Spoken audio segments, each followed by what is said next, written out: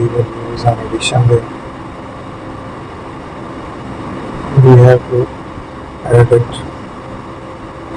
Let's try to make the changes. We will use a shape so we can make it more attractive.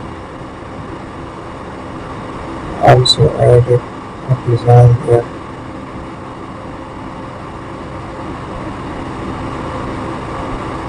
So let's give an addition there.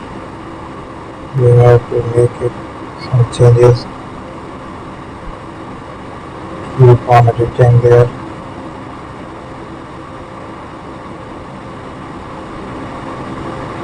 So make another design.